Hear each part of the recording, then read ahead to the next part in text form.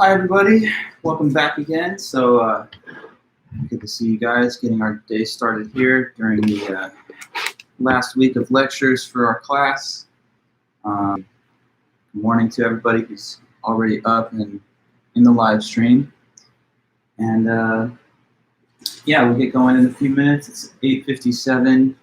Today is Monday, the 11th of May. So for our 9 to 9:50 class, we have one last lecture before we do 2 review sessions. Today's that last lecture, so we'll get straight to it in a few minutes. For now, just I guess make yourself comfortable. Hope you guys had a good weekend and your other classes are all taking shape and kind of going well. Good morning, guys. Bella, Hugh, good to see you guys as usual.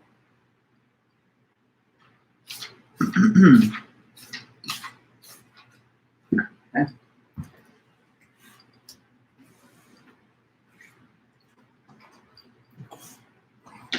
All right, awesome.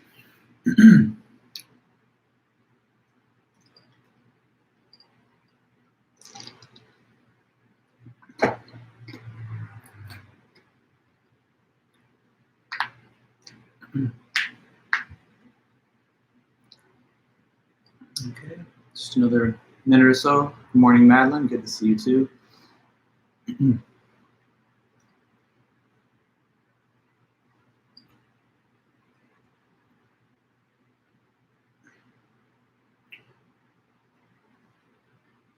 Hi, Eric. Good to see you.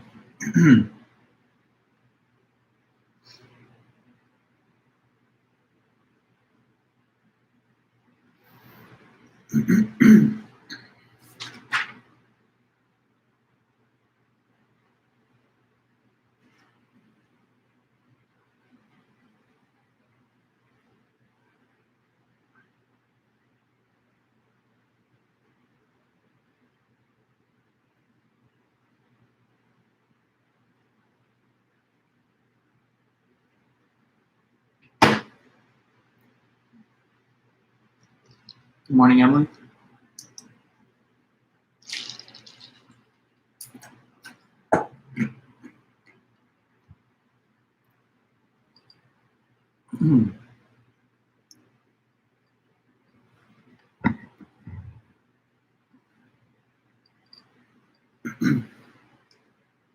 All right, everybody. Well, just going to get us started. It's pretty much 9 a.m.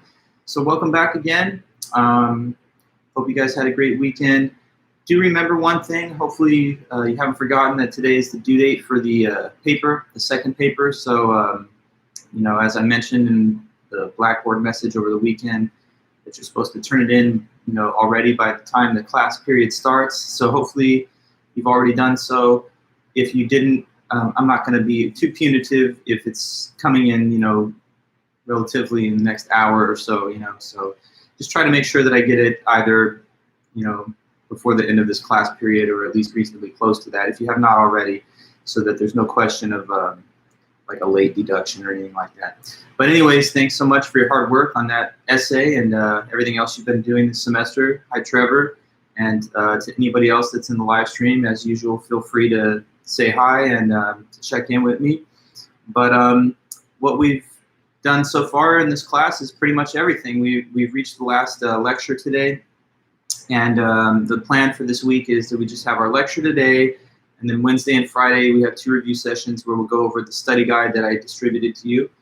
And then next Tuesday is your final. I'll be grading this paper that you submitted to me today through the course of this week, and I'll let you guys know by Blackboard when the grades are ready so you can ask for your scores. That'll be done later in the week, but no later than the end of the week. So certainly before the weekend is over, I want everyone to be able to check their scores heading into the final. So that's basically the plan. Hopefully everybody's clear on all of that. If not, if there's anything that I forgot to mention or that you want me to go over again, just let me know, ask any questions, and I'll just check on the live chat and real time and emails and everything else. So hopefully everything's well in hand, but if anything is unclear or you need me help with anything, let me know. The day, I've said the day is Tuesday the 19th. If you would like, I can tell you the exact time. It's printed on the syllabus. I know that it's Tuesday, but I gotta double check the specific time slot. So I'll tell you right now. So our final exam, Intro to Philosophy, Spring 2020, it's Tuesday 19th from 8 a.m. to 10:30. So that's it. Yeah, no, not to worry. It's a good question. You can never be too clear about that. So let's all just say it one time here in this live stream, so it's on the record. It's Tuesday the 19th from 8 a.m. to 10:30 a.m. So you guys will be ready for an early morning final next Tuesday morning. Not tomorrow, but Tuesday the 19th during finals week. One other thing too, I guess I should mention this. The evaluations for the course have been, I think, sent to you guys through your emails and everything, and this is the window of time to complete them. So I really would appreciate it if you have the chance, if you have a few free moments over the next couple days during this week, if you hadn't already been able to, please fill those out. The course evaluations for your professors and stuff, they're important. We use them to try and implement the best practices and to keep things running well for all our students. So please have a moment if you can to fill it out. I know it's kind of probably a little bit of a hassle during an important week of study, but even just a few minutes would be a big help to me, and that'd be a great favor if you could. So just while I'm here talking to you, try to take a moment to do that. Go into your emails. You've seen probably notifications from the school requesting that you fill them out. So if you get a chance, I'd love that. Okay, so then we are down to the last lecture then today, which is Derek Parfit. We've been studying the question of what would make a human life go well, and we've seen at least two different perspectives on that. You should try to get your soul in the correct kind of harmony and balance. So he thought that the republic, which is the state, has significant parallels to the individual human soul, and in each case they're divided among three parts. So the state has got the merchants, warriors, and kings. The soul has the appetitive, the spirited, and the rational part. And basically the rational part is like equivalent to the kings, the spirited part are like the warriors, and the appetitive part are like the merchants. In either of the two cases, the rational part or the king is supposed to rule according to the virtue of wisdom. And they're not supposed to be overthrown or challenged by the lower parts. The lower parts have different jobs. The warriors provide defense. The merchants produce goods and services. Warriors should have courage. Merchants should have temperance. And within your soul, the appetites you have should have temperance, and the spirited part that's passionate and competitive should have courage. So that would be his picture. And he said everyone should be doing that, because if you don't, you're going to harm your soul. And even if nobody knows about it or ever finds out, you've put yourself at a state of internal warfare, and that's not so good for you. And then after that, there was Sartre. That was last lecture. Jean-Paul Sartre said that it's actually much more subjective and individual what makes a life go well, because he thinks that existence precedes essence. Meaning first, it's something that you create, he claims, over the course of life through free will and the choices that you make. So you're the one that's basically shaping your own individual case, your essence, in whatever way that you would want. So he says that when you do that and you make this person that you are, because you have this kind of free will, that stands forth to the world as like the example of how you think people should live. So whatever you're already doing and whatever choices that you've made relating to the essence that you have got, that kind of stands as your example of how you think people really should live. So you're already kind of living in the pattern of what you would perceive to be the best human life, because your choices reveal what your values are and what you actually think that people should live like. So that's why he has this kind of famous quote that, what was it? The quote that I'm thinking of, maybe you can recall it. Oh yeah, that when you create yourself, you create all of humanity. Yeah, so like by creating your own person, you create the one individual that you are, but because that sort of stands for your example of what you think people should do in general, it also represents your paradigm of all mankind.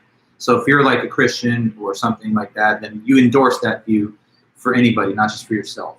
If you choose marriage, then of course you feel good about the concept of marriage in general. And so if other people do such a thing, you would not be in a position to condemn or to criticize their choices. So anyway, the best life can't be put down to just one size fits all.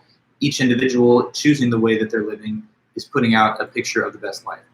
And he also says, though, that because of that, since there's no objective answers anywhere as to what's the correct life, we're put in a position to make choices without any objective basis as to what's the correct one, aside from what we do.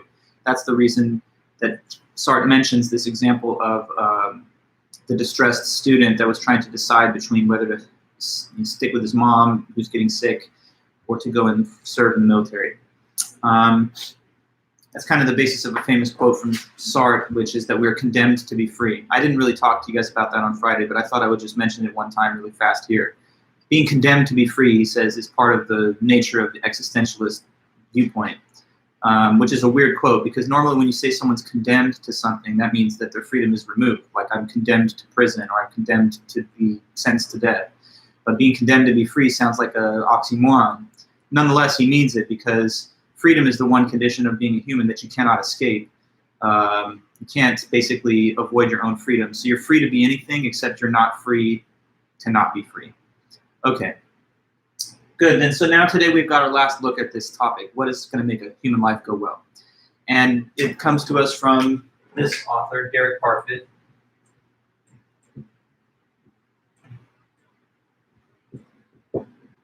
Now, Derek Parfit is a great British philosopher who lived from 1942 until 2017. In fact, he died on January the 1st of 2017. And interesting, he had one last article that was like in his computer to be published. And so they actually did publish it right there at the same day that he died. So he kind of was publishing exactly right up to the end of his life. And he's lived relatively recently in the big picture of history. He's known well in philosophy as an ethicist, so he's into ethics, and he's also interested in metaphysics. In this paper, then, he's asking the question, what would make a human being's life go well? And that's basically the title of the paper, too. It's just called, What Makes Someone's Life Go Best?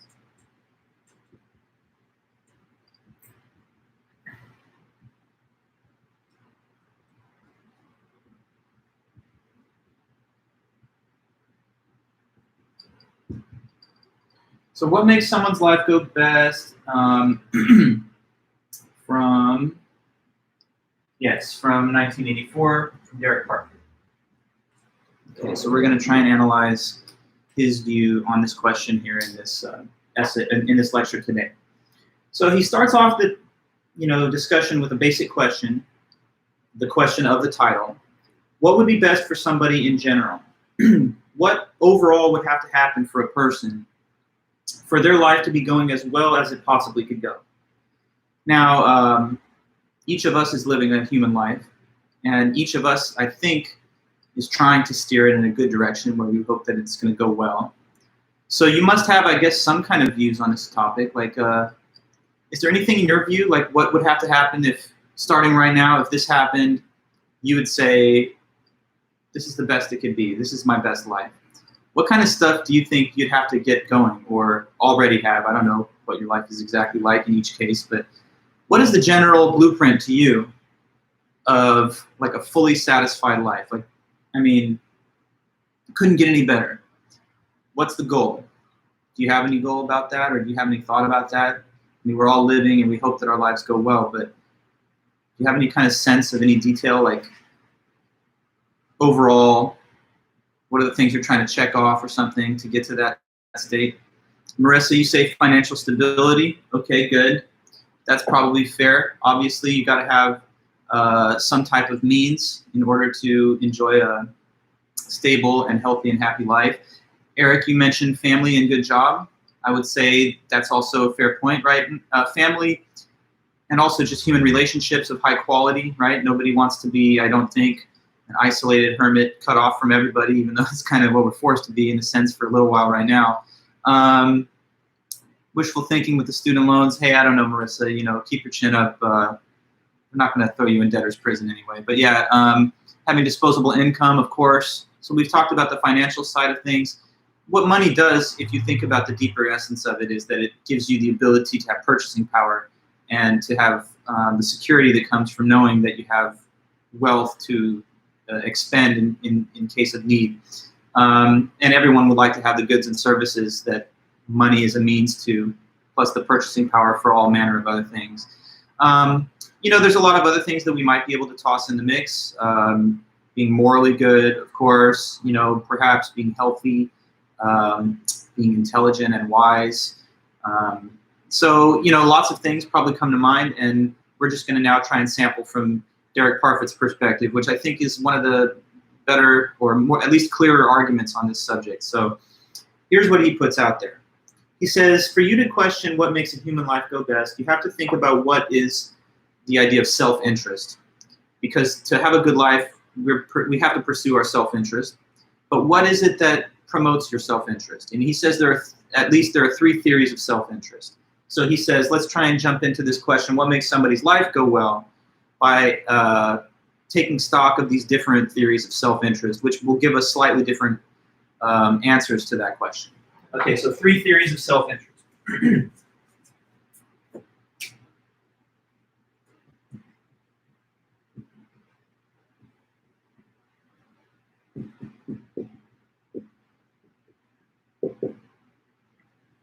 Okay, so the first one he mentions, he calls hedonistic theories.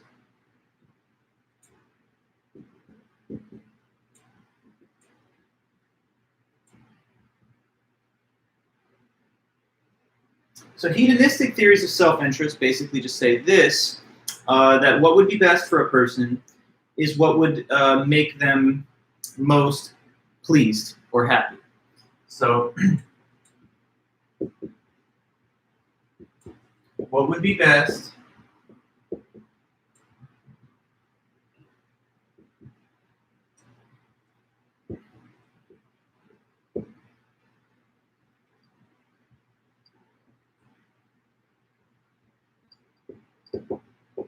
happiest, or you could say most pleased or most pleasure.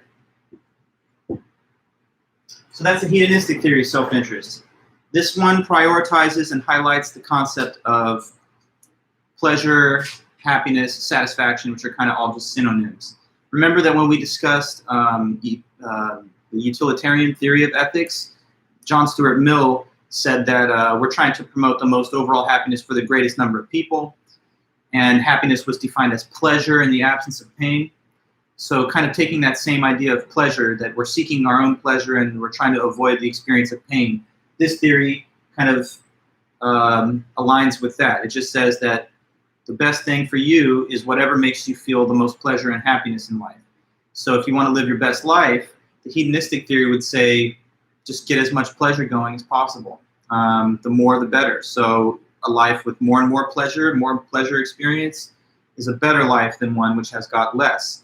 So that's one way to go. That's one way to try and approach life. The goal then, the standard that you're always trying to meet for your own best interest is, for your own self-interest, is to pursue pleasure of whatever kind.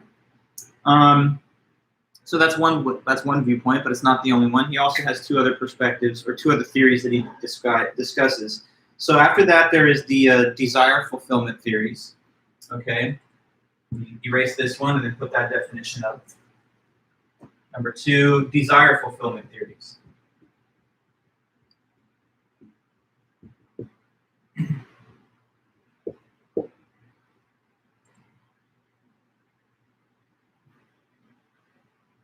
Yes. Okay, so what the desire fulfillment theories say is slightly different. They say that what would be best for a person is what would best fulfill their desires throughout their life. Okay, so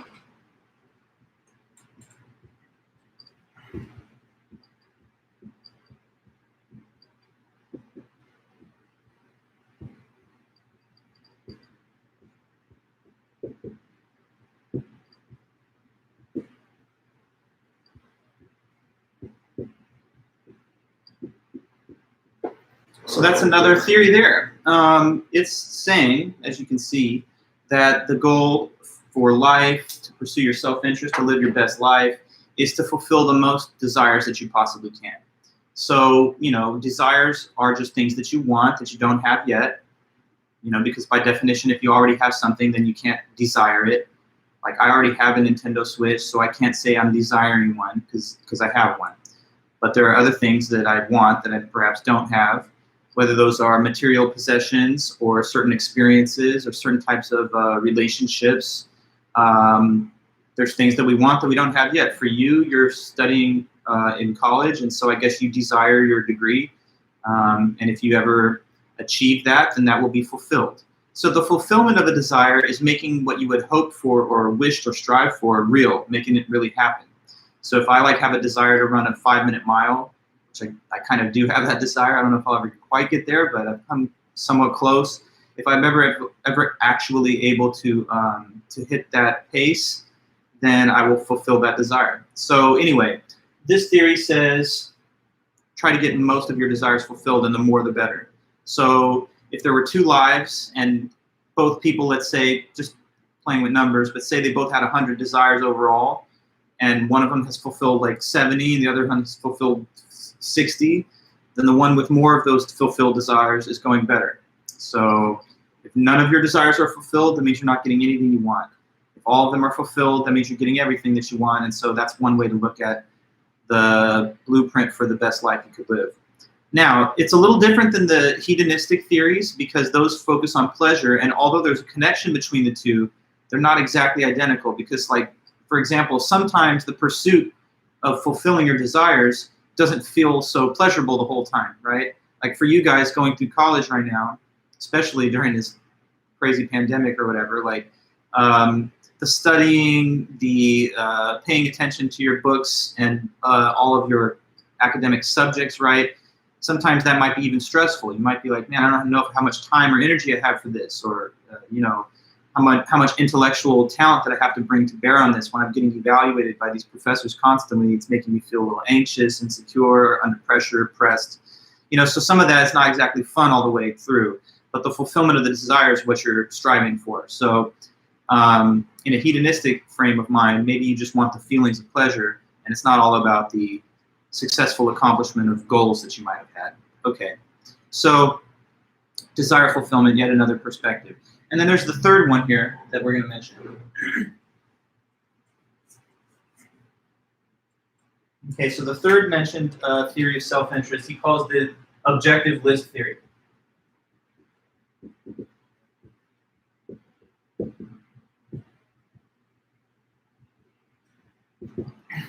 Now, objective list theories, they're different from both of the first 2 kind that I mentioned because in the first 2 cases, something's good for you if it pleases you or if you desire it.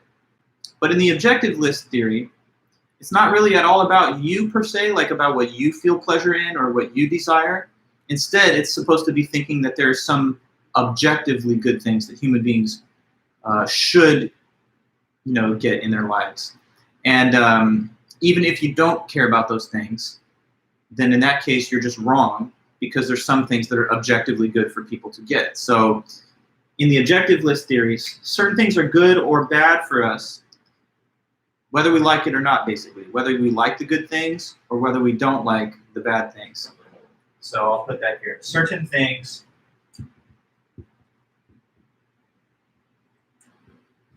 are either good or bad for us,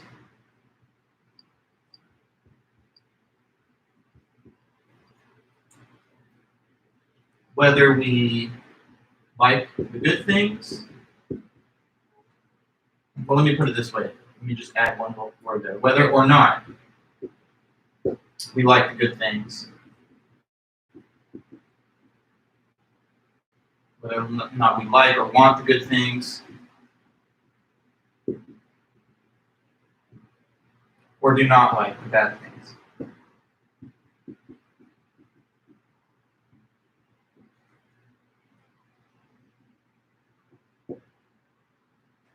So in the objective list theory, you should want something because it's good for you. In the other 2 theories, something's good for you because you want it. So in this type of viewpoint, you're not ultimately in control of the nature of the things which are supposed to make your life better or worse. They're just, according to this theory, objective facts, not subjective opinions, but objective facts about what's good for a person. And so on the objective list theory, if we could somehow place in a list all of the things that are really factually, objectively good for people, then if you could somehow check all those things off and get them in your life, then that would be the best life possible, even if you didn't per se enjoy or like them, right? So for example, if health is an objectively good thing, and I would say it probably is, who could argue with the claim that being physically fit is good? So if that's objectively good, then the objective list theory would say then you should become healthy. Even if you're a person who says, but I hate working out, and to me, I don't care about my health. I just want to eat all the worst food and just not do anything active, and that's my method of living a good life. The objective list theory would say, that's bad. It doesn't matter even if you do like that. If you don't like being healthy, you're wrong.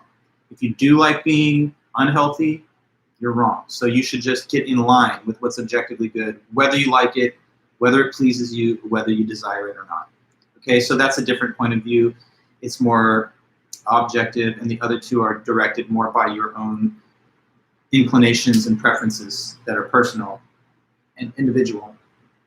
Okay, so let's just say a little bit more about each of the three. He makes one little distinction about the hedonistic theories. So I'm going to return back to that for a moment and show you how he tries to make a slight, additional comment about that type of theory.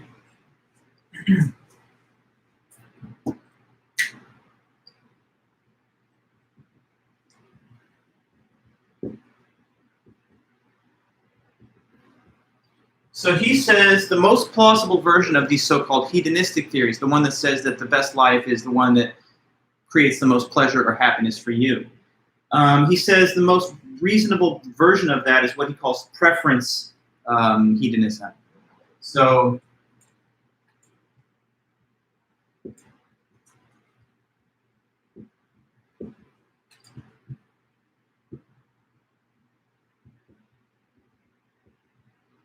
is what he calls preference hedonism.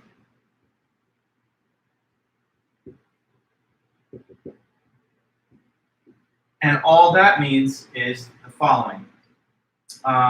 Preference hedonism.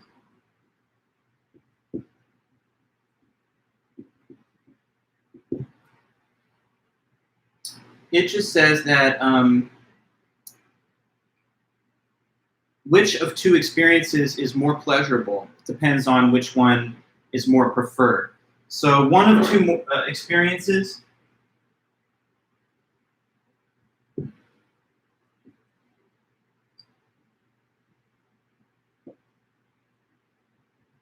is more pleasurable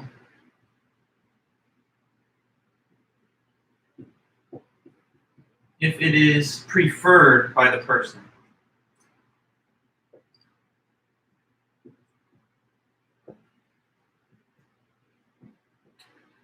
So it says there, one out of two given experiences is more pleasurable depending on if it's more preferred by the person. This is just a subtle little additional point to make about this theory of self-interest. It's only saying this. It's just saying that we cannot claim which of two different experiences is more enjoyable for a person unless we know about what that individual personally prefers. Okay, so like there's no, I guess, fact about what's more pleasurable aside from the individual preference of an individual person. So like, say we have these two options. A person has these two options. Option number one is that they can stay inside and read a nice book by the fireplace, hang out, maybe they've got a dog and they could just have a quiet night at home, chill with their dog and read this book by the warm fire. Option one. Option two, they could go to like a social event, pretend this pandemic's not happening, and they could go to a social event where there's going to be a lot of people mingling, music is going to be loud, and it's going to be kind of that festive party type of atmosphere. Now, which of those two experiences is more pleasurable? This is kind of a trick question, I guess. If you're following the description of this theory of self-interest, I'm sure you can tell me what I'm fishing for here in terms of an answer. So we have the choice, quiet night with a book by the fireside versus, boisterous party with a lot of, music and so on. It does depend on the person's preference, right? We just need to know what kind of person that is. And there's different types of people, right? So if this is the person who's the ultimate introvert, right? Yeah, social events are gone for now. They've all been canceled literally, but we'll hopefully get back to them. But yeah, like I'm saying to you, right? In the first case, if a person's very introverted, bookish, and they have like social anxieties and all of that, then they're going to say, well, I prefer the first type of action. And so for them, that's more pleasurable. In the other case, somebody who's, the life of the party, social animal, they're like, what's a book? Who reads those? I've never read one, but it sounds nice. But anyway, I'd much rather be hanging out with friends at a big party. That type of person is going to prefer the second case, and for them, that'll be more pleasurable. But, we can't just say universally which of the two is more fun or enjoyable. It depends on preference. So to the preference hedonistic theory of self-interest, you have to just assess what your preferences are, and then the ones that provide more pleasurable experiences to you are the ones that you should be trying to do. One point that's mentioned about that is this. There's a real anecdote given from the life of Sigmund Freud. So Freud was this, the famous father of psychoanalysis, and but he had a lot of weird ideas too. Anyway, towards the end of his life, he was getting really sick, and because of that, there were doctors prescribing him these powerful pain-killing medications. And the thing about Freud was he didn't necessarily like taking those medications because when he did, the quality of his thinking became a little bit muddy, like he wasn't so sharp mentally. So he refused the medicine, even though he was in more physical pain, because when it came to the choice between more pain but clear thinking versus less pain but dull thoughts, it looks like for Freud anyway, the option with more physical pain but clearer thought was preferable. So to him, that was more pleasing. And so that just is important to remember, because when preference hedonism is being discussed, we can't even necessarily assign the more pleasing action to the one that involves more or less physical pain. Like some people could even be, I don't know, like masochist types and stuff. And so physical pain of a limited quantity perhaps is to their taste. So anyways, just know that even concerning physical pain, it could be the option preferred by an individual depending on the context, like in this case of Freud. Okay, now with the desire fulfillment theory, he also wants to add a little clarification or a little additional point about it. So I'm going to talk to you about that.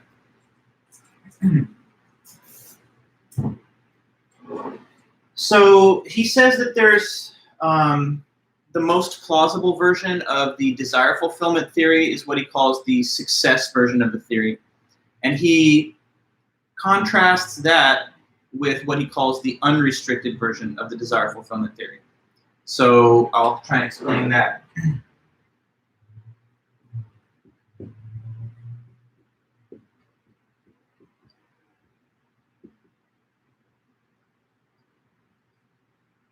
Okay, so first of all, the implausible version of it, the unreasonable version of it,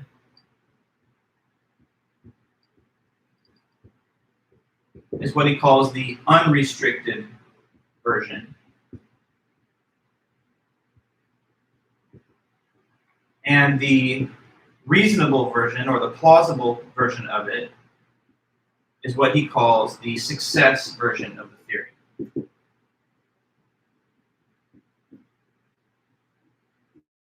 So he says there's two versions of the desire fulfillment theory. This one's kind of bad and unreasonable, but this one's good, and it is reasonable. So we are told now that the unrestricted version of the theory is not so good, but the success version is better. So let me try and explain to you the difference. The unrestricted version of the desire fulfillment theory says any desire that you have, if it is fulfilled, enhances the quality of your life and contributes to a better life that you're living. So it says unrestricted, like any desire, no matter what, from the biggest to the smallest, any desire under the sun would count towards your quality of life if it was fulfilled. The success version, though, says, no, not just any desire that you have really matters, as it says. Only the desires that matter are the ones that are about your own projects and your own life. So that's a difference in the two theories. He explains why the second one is more reasonable through this little example that I'm going to tell you right now. Okay, so a hypothetical scenario here. Suppose that you had a chance meeting with a stranger. Like you remember when we used to have Beckman Hall and people would go to the Starbucks down on the first floor. So sometimes people will just engage in casual exchange of conversation to be friendly, right? Maybe with a new person who you're making friends with or just getting to know. So suppose that happens to you wherever it is, someplace.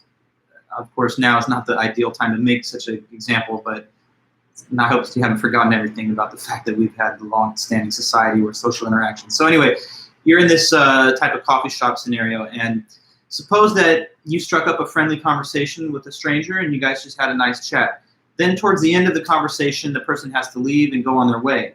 But they tell you this, they kind of open up a little bit and they say something to you a little touching and heartfelt. They say, you know, it was great talking to you. Thanks for the conversation. I used to kind of take these little things for granted when I would have a friendly, polite conversation with somebody. But nowadays, I got some difficult news, so I don't take it for granted anymore. Basically, just so that you know, I actually recently got a tough diagnosis, a medical diagnosis of like a cancer. There's this form of cancer that I'm battling right now, but the doctors say I have a solid chance to beat it, but it's not a given. Nonetheless, it was great talking to you, and you know, anytime I have a human interaction with a person like this now, I don't take it for granted because I realize that it's such a precious thing and all of that. So that you're hearing this from them, okay? And you feel like moved by that, and so you like the person, you thought they were cool, and you're touched by their story. So let's ask, maybe in that case, you who has spoken to them might, because you're such a good person, right, you might have developed a desire about them at that point. What do you think could be this desire that I'm speaking of, that you might have regarding the friend that you made who now has to go on their way and they reveal to you their diagnosis? You might now form the desire, the wish, the hope that what? And big hint, it's about them. So what do you think I'm mentioning? In the scenario which I've presented, you might come away from that interaction feeling the desire that, well, Eric, that might be a little bit much.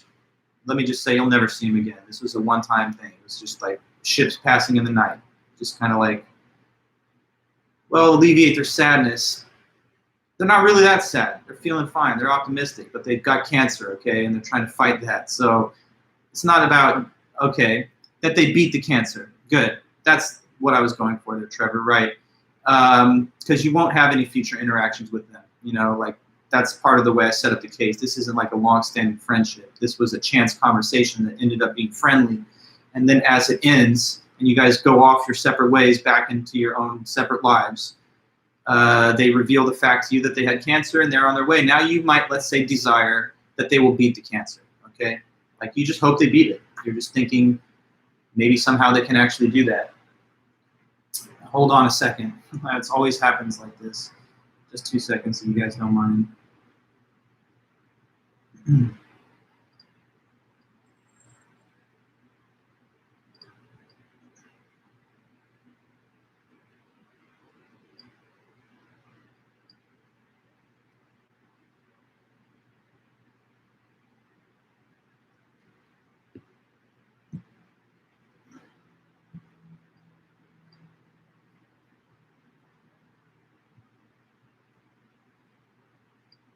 Okay, cool. I just wanted to remove this one person. I don't know who it was. Sometimes you get these trolls showing up into our live stream. I don't know if anybody speaks Spanish, but I couldn't really read it. Anyway, I know it's not one of our students. So back to what I was saying. You might develop this desire that the person survives, right?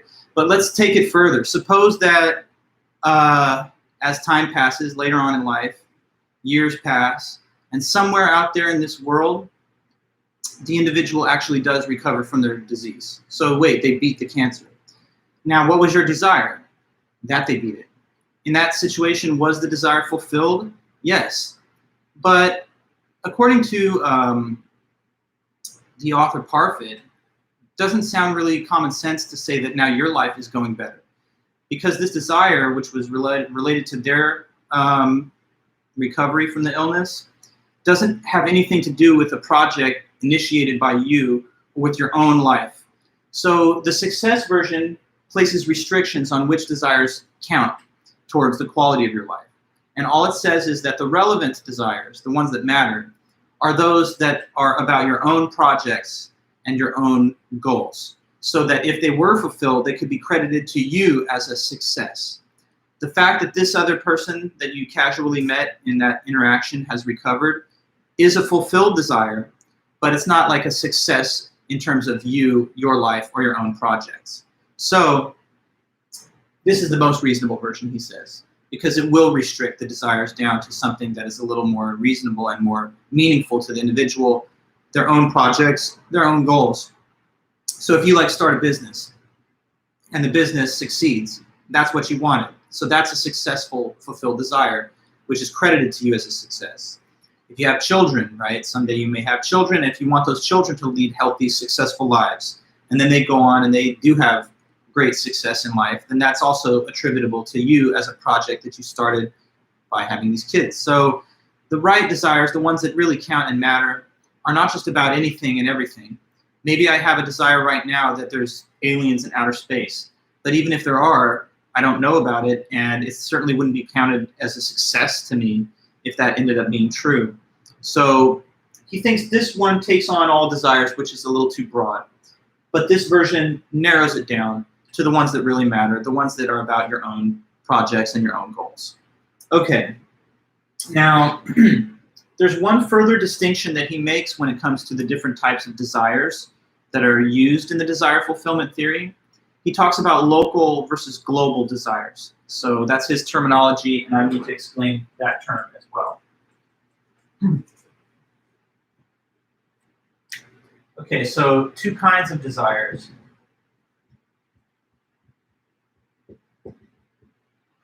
There's on the one hand local, on the other hand global.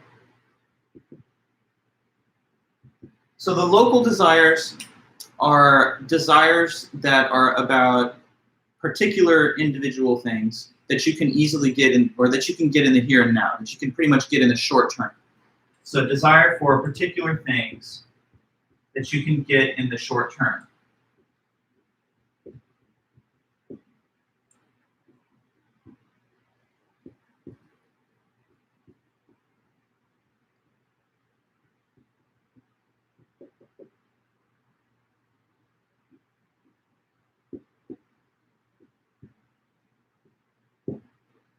Global desires are the big picture goals and projects. So these are desires for desires about things that pertain to your whole life or a large part of it. So desires that pertain to your whole life or a large part of it.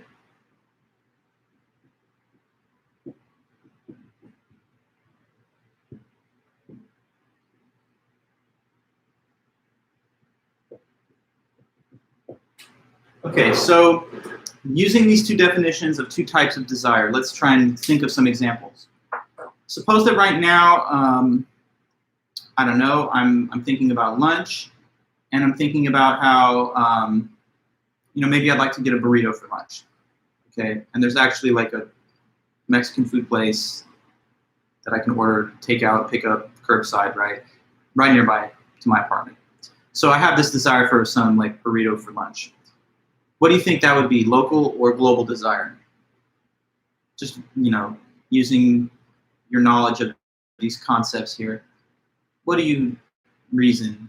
Would those be local or global desires, that kind, the one that I have for this burrito in a few hours? What do you think?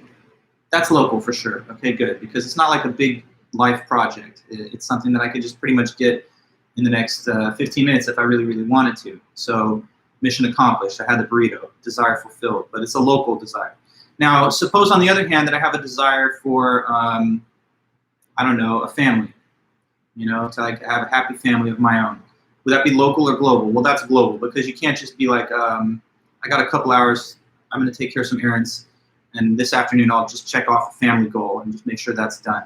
That's not something that takes just a few moments. That takes a lifetime of continuous work and maintenance. You have to sustain a relationship, build a family, and provide for it. So that's a global desire.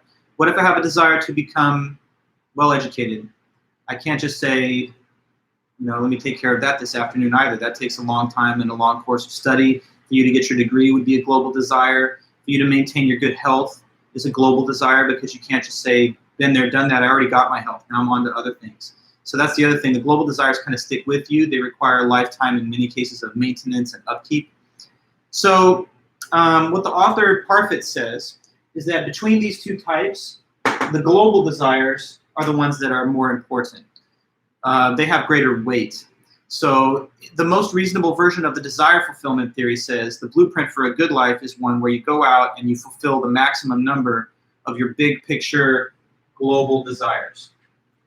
And he says that if, for example, there was a way for you to get more quantity of local desires, but at the cost of your higher quality global desires, then you'd be unwise to make that trade-off, right? So like, suppose that you could get addicted to a hardcore drug, but it's bad for your health.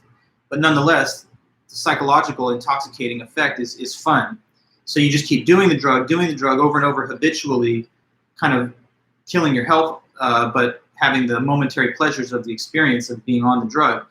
In that case, if you become the addict to the drug tomorrow, and I give you a lifetime supply of that same drug, then you're going to have the means to fulfill these little local desires that keep popping up whenever the drug wears off. I've got a desire to use it again, so just use more.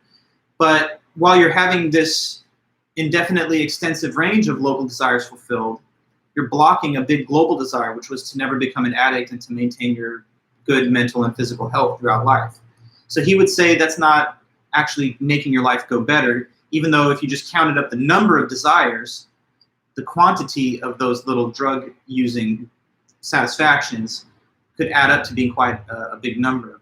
But it's not just playing with numbers here, he's trying to say, because the global desires are of greater quality, even if in numeric terms, they may not be as many, okay? Now, in the end, he speaks a little bit at the end about the the objective list theory, the third one that we had on the board. And I just want to kind of close with his discussion about what would actually be the best life, because Parfit has a view that's kind of a mashup of two of these theories. So in the final analysis, what Parfit says is this: the desire fulfillment theory and the objective list theory are each half correct. They each are getting it half correct, but they're missing something that the other part provides, okay? So first of all, the objective list. What could be the things on the objective list? Health, wealth, wisdom, financial stability, moral goodness, happy relationships, maybe a family, and those are the kind of things on the global desire objective list. Now, he says this, though. What if a person doesn't want any of those things, though? So they feel like they're just going through the motions because these are the things considered objectively good, but they don't personally find any pleasure in them. That, he says, wouldn't necessarily be a very satisfied life. That wouldn't necessarily be your best life. So suppose that you just went through the process of becoming highly educated, wealthy, healthy, happy family around you, but you find yourself not pleased by any of it. You're like, is this all there is? I don't even really find this too enjoyable. In that case, you're getting everything on the objective list, but you don't desire it, so your life is not complete. Take the other possibility, though. You're getting everything you desire, except your desires are all really messed up and evil. So, like, I don't know, take the case of Adolf Hitler. He had fulfilled a lot of desires in his life, actually. You know, he became this chancellor of Germany, and, you know, he imposed the Holocaust upon the world, which is a horrible thing. But just from the standpoint of what he wanted to do, he got pretty far along with his goals. But nobody looks at his life and says, wow, look at all the accomplishments, and so he had a good life. You know, take a serial killer that goes to their grave never having been apprehended by the authorities. They might die with a smile on their face thinking like, wow, I killed 100 people and no one knows about it. But that's not a good life, right? We could argue that that's fundamentally wrong and immoral. So what Parfit says is that you kind of have to do both. You have to get all the things that you desire, but also you got to make sure that the desires are for the objectively good things. So from the point of view of Derek Parfit, here's the blueprint. Make yourself desire the things that are on the objective list. Just kind of train yourself to want those things. So if you don't already care about being healthy, wealthy, wise, and so forth, then make those things your goals. And then once those are your goals, simply achieve them. Then you'll get the best of both worlds. Because will you be getting everything that you desire as stated in the desire fulfillment theory? Yes. But will you also get the things that are objectively good? Also yes, simply because you've made the two things coincide. So basically make the things that are objectively good the things that you want, and then the fulfillment of them will both be rewarding for you and also wholesome and actually good in a bigger picture objective sense. So if you have bad desires, don't fulfill those. Make yourself want the right things, and then it's a good thing to achieve them. So he thinks that a life where you get all the good things but you don't want them is not really fulfilled. A life which fulfills all your desires but the desires are bad and wrong is also not a good one. So let's try and make those two things come together. Make it such that the things which are objectively good are the subject of your desires. Strive for those things, and then when you do get them, there will be fulfillment from the achievement, but there will also be something objectively good because you've made yourself want the right things. So achieving goals, really, according to this author, doesn't have too much worth or value unless they're good goals. So there's kind of an objective component, which is that the goals should be good and righteous, but there's a subjective component, which is that you should make yourself want them personally. So if you feel like you're just going through the motions, getting this education and doing all the things society's telling you to do, try and take a more personal interest in it. And then you'll actually feel the personal satisfaction from the accomplishment of the goals. Then in that case, your life's going as well as it possibly could. Getting everything that you want, but also not having to worry about the things that you want being bad. So that's a different view. I would close with this. When we studied Plato, he says everyone should be trying to, do the same thing, make their reason strong and let it preside over the other parts of their soul. Sartre was like a total free-for-all. Everyone's an individual and they each create their own essence. So there's no objective guidance that can be given. Now I see Parfit trying to bring the two worlds together. So along the lines of Plato, he says there are objectively good things that we should get. But in the same sense as Sartre, he believes that there has to be a component of actually wanting them on your own. So want the right things, then go get them. And that's the best you can do in life, I guess, if this author is correct. So, okay, that's really it then, I guess, for you guys. We've closed with the last lecture now. And Wednesday and Friday, next two classes, we're going to go over the study guide. So I'll be grading your guys' papers between now and the rest of the week. And just take a look at the study guide and get prepared for that. But thanks, everybody. Thanks again for a great semester and all your hard work. We have a little more to do, so let's not get ahead of ourselves. I'll see you back on Wednesday, and we'll just start our review sessions at that time, okay? Have a good one, and hope your week is off to a nice start. I'll see you back in 48 hours. Bye-bye. Don't forget to turn your paper if you haven't already done it. Thanks. Bye. Thank you.